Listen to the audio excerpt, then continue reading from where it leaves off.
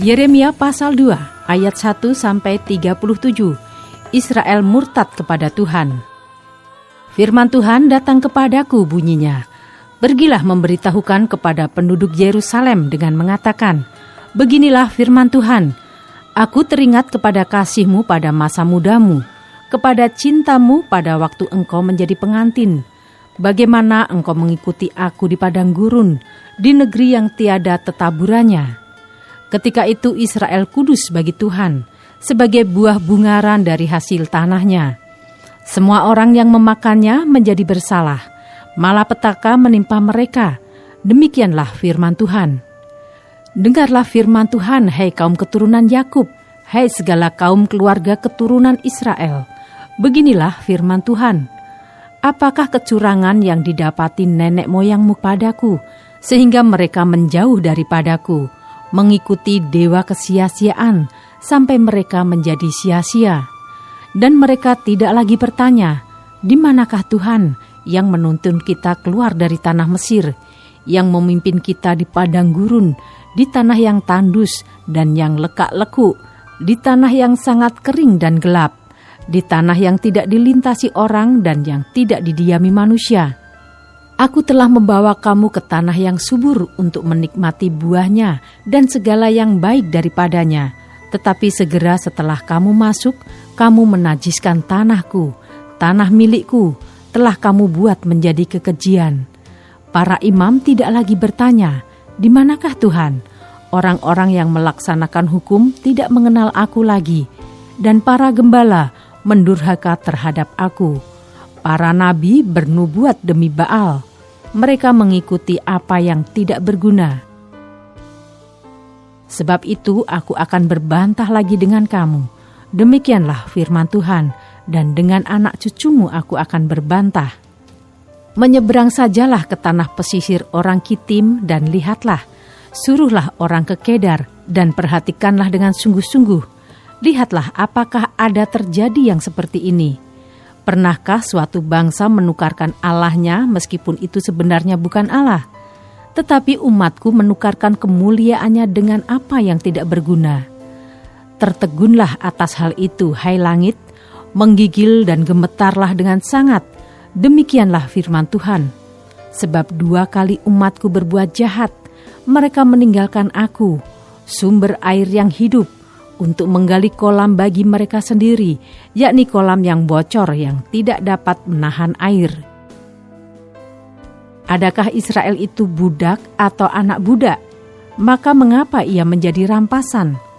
Terhadapnya singa-singa muda mengaum, menyaringkan suaranya. Negerinya dibuat orang menjadi tandus, kota-kotanya terbakar, tidak lagi berpenduduk. Bahkan orang-orang Memphis dan Tahpanhes telah menggundul batu kepalamu. Bukankah engkau sendiri yang menimpakan ini ke atas dirimu? Oleh karena engkau meninggalkan Tuhan Allahmu ketika ia menuntun engkau di jalan. Dan sekarang, apakah untungmu untuk pergi ke Mesir, hendak meminum air sungai Nil? Dan apakah untungmu untuk pergi ke Asyur, hendak meminum air sungai Efrat? Kejahatanmu akan menghajar engkau, dan kemurtatanmu akan menyiksa engkau. Ketahuilah dan lihatlah betapa jahat dan pedihnya engkau meninggalkan Tuhan Allahmu, dan tidak gemetar terhadap aku. Demikianlah firman Tuhan Allah semesta alam. Sebab dari dahulu kala engkau telah mematahkan kukmu, telah memutuskan tali pengikatmu, dan berkata, aku tidak mau lagi diperbudak. Bahkan di atas setiap bukit yang menjulang dan di bawah setiap pohon yang rimbun, engkau berbaring dan bersundal. Namun aku telah membuat engkau tumbuh sebagai pokok anggur pilihan, sebagai benih yang sungguh murni. Betapa engkau berubah menjadi pohon berbau busuk, pohon anggur liar.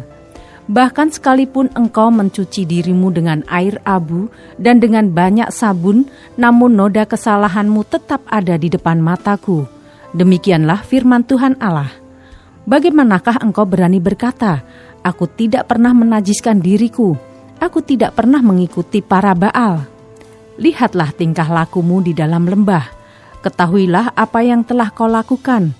Hai unta betina yang ringan kaki, yang berlari-lari kian kemari, yang melepaskan diri lari ke padang gurun karena ingin menghirup udara. Siapakah yang dapat menahan nafsunya untuk berjantan? Semua yang mencari dia tidak usah berlelah, mereka akan menemukannya dalam musim berjantan.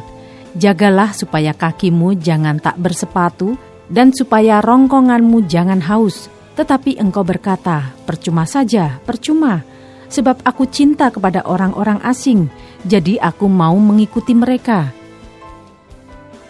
Seperti malunya pencuri apabila kedapatan, demikianlah malunya kaum Israel, yakni para rajanya, pemukanya, para imamnya dan nabinya, yang berkata kepada sepotong kayu, engkaulah Bapakku, dan kepada batu, engkaulah yang melahirkan aku.